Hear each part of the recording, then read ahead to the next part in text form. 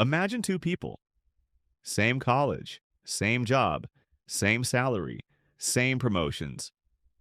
30 years later, one retires with over $1 million.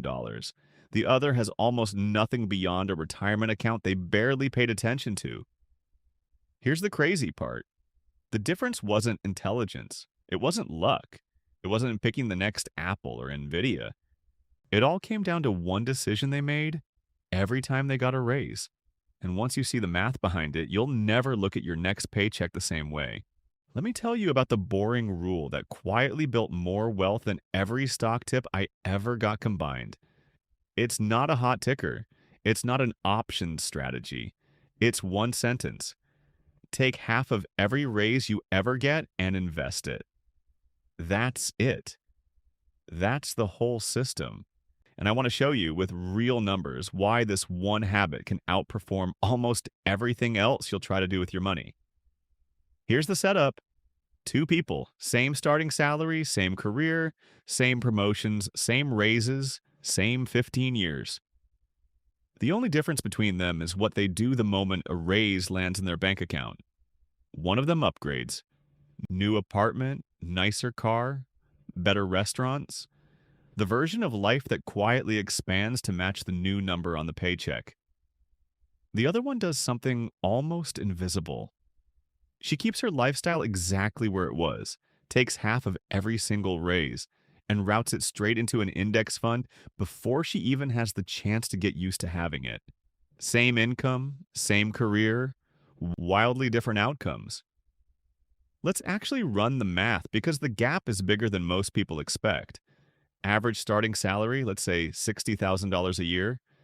Average annual raise in the real world, factoring in promotions and job changes over a career, lands around 4% a year, sometimes lower, sometimes a jump of 10 or 15%.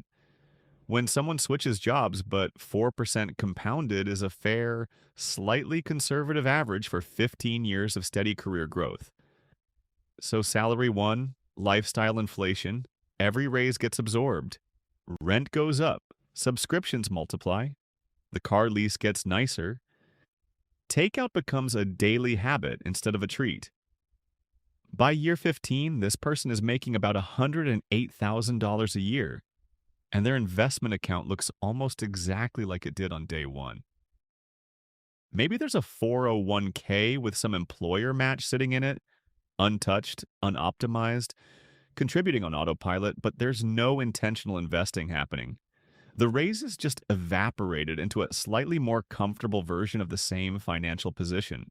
Now, salary 2, same $60,000 start, same 4% raises, same $108,000 ending salary in year 15.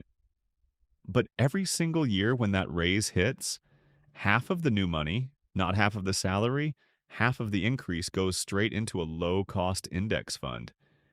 In year one, that's a small number, maybe $1,200.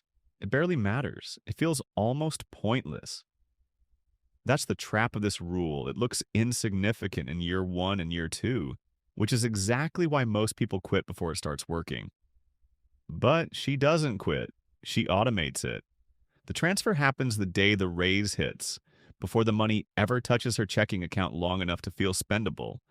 By year 5, she's investing closer to $5,000 a year just from raises alone, on top of whatever she was already contributing to retirement. By year 10, it's closer to $7,000 a year. By year 15, the annual contribution from raises alone is over $9,000 a year.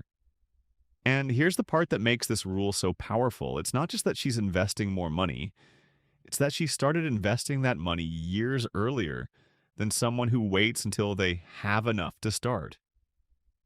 Time in the market is doing more work here than the size of any single contribution. Let's assume a conservative 7% average annual return, which is below the historical long-term average of the S&P 500, but accounts for inflation and bad years mixed with good ones. If she invests half of every raise, starting small and growing the contribution every single year for 15 years, and lets it ride at 7%, she ends up with somewhere around $140,000 sitting in that account by year 15. Not from some genius stock pick, not from timing the market, not from crypto, just from never letting her lifestyle catch up to her income and letting compound interest do what it does when you give it 15 years and consistent fuel. The lifestyle inflation version of this person has zero. Not negative zero, not behind, just genuinely nothing extra because every dollar of growth got absorbed into rent, subscriptions, upgrades, and a slightly nicer version of the same life she already had. And here's the brutal part, she probably doesn't even feel richer. Lifestyle inflation has this strange property where the upgrades become the new baseline almost instantly. The nicer apartment stops feeling exciting after about 3 months. The new car stops feeling new the first time it gets a parking lot scratch. The financial security never arrives, but the spending becomes permanent. Now, stretch this out further because 15 years is just the warm up. If you keep applying the 50% rule for a full 30-year career, with raises compounding, with the invested amount compounding, with contributions increasing every single year as the raises get bigger in dollar terms, you're not looking at $140,000 anymore. You're looking at a number that, depending on career trajectory, can land somewhere between $600,000 and over $1 million. Built entirely from the half of raises most people never even notice leaving their paycheck before they get used to it. $1 million, give or take, from a rule that requires zero stock picking, zero market timing, zero financial expertise, and exactly one decision made over and over again, automatically for 30 years. Let's talk about why this works better than almost anything you'll try to do with individual stock picks. When you pick stocks, you're trying to outperform a market that is famously difficult to beat consistently, even for professionals who do it full time with research teams and data terminals. Most actively managed funds, run by people whose entire job is picking winning stocks, underperform a simple index fund over long periods. So if the professionals struggle to consistently beat the market, the odds that you'll do it reliably over 15 or 30 years with your spare time after work are not in your favor. The 50% raise rule sidesteps that whole problem entirely. You're not trying to beat the market. You're just trying to consistently feed it more money than you would have otherwise and let time and compounding do what they've always done. But here's the part almost nobody talks about. This rule isn't powerful because of math. It's powerful because it quietly changes your behavior. And once you understand why, you'll never look at a raise the same way again. There's also a psychological reason this rule works where budgeting apps and spreadsheets fail. Most people don't fail at investing because they don't understand compound interest. They fail because every time their income goes up, their spending quietly follows it. And they never actually notice it happening until they look up 10 years later and realize they're making double what they used to make and somehow still living paycheck to paycheck. The 50% rule works because it intercepts the money before lifestyle inflation gets a chance to claim it. You're not fighting your own spending habits after the fact, trying to claw back money you've already grown emotionally attached to spending. You're redirecting it at the source the moment it arrives, before your brain even registers it as available. And notice what this rule does not require. It doesn't require you to cut your current lifestyle. It doesn't require some brutal austerity budget where you give up coffee and avocado toast and feel deprived for a decade. You keep your current life exactly as it is. You keep your current spending exactly as it is. The only thing that changes is what happens to the new money. The increase, the raise, the bonus bump, the promotion jump. You still get to enjoy half of every raise. You still get a nicer dinner out occasionally. You still get the upgraded version of your life happening gradually, just at half the speed it would otherwise happen at. That's the part that makes this sustainable for 30 years instead of something you abandon after 6 months out of resentment.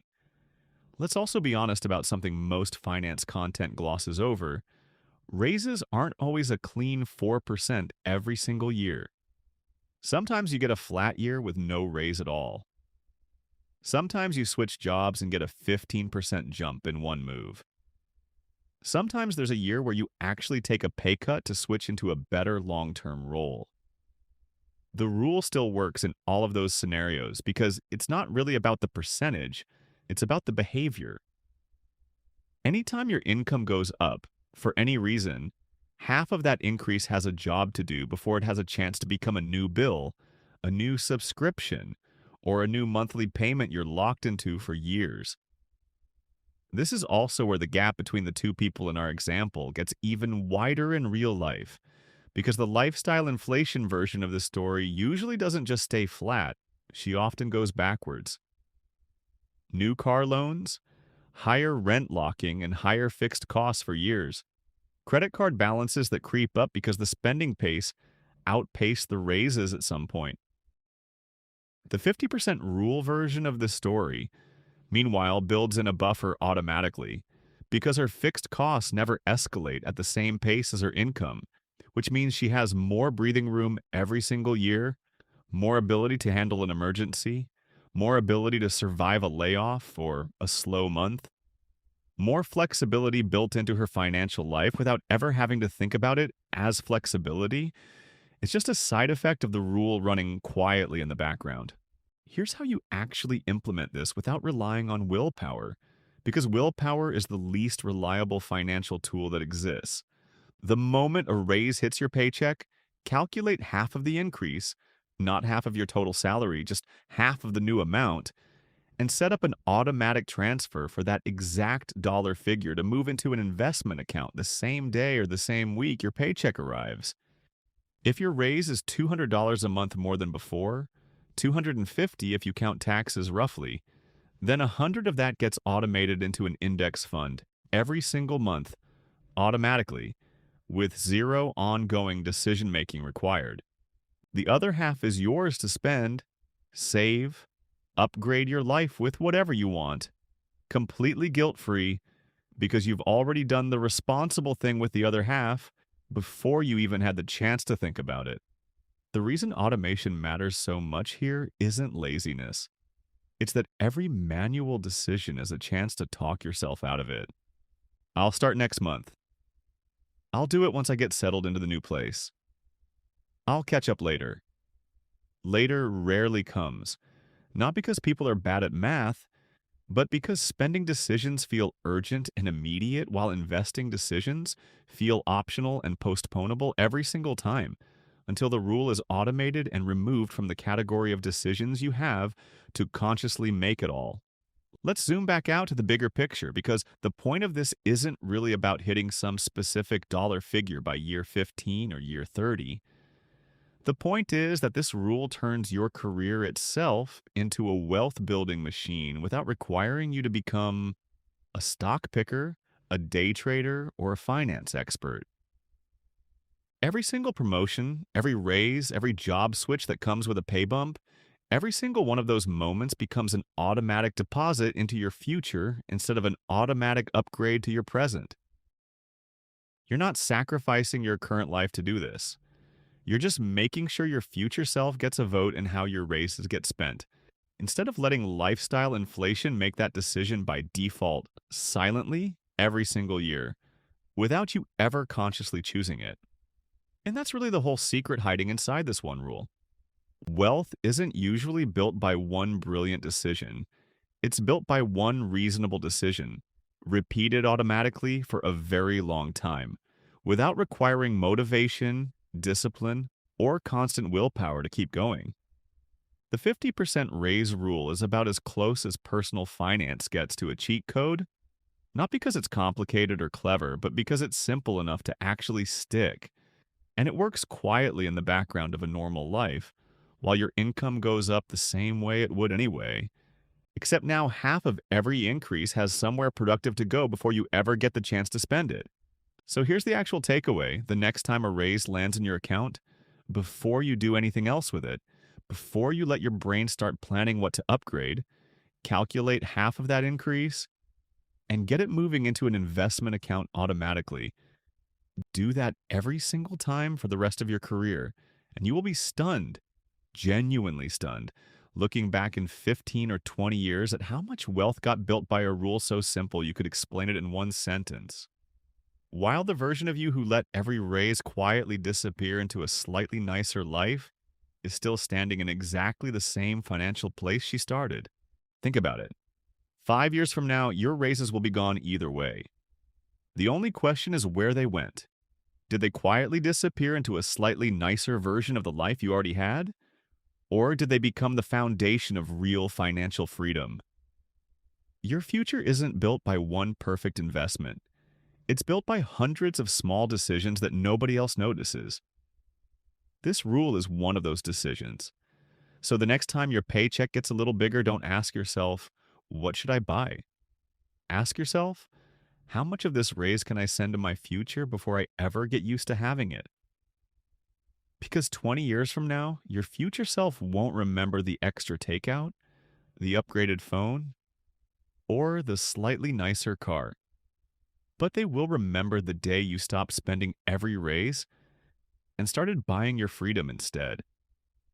If you found this video valuable, subscribe to Wolf Accumulate, because here we're not chasing quick money, we're building wealth that lasts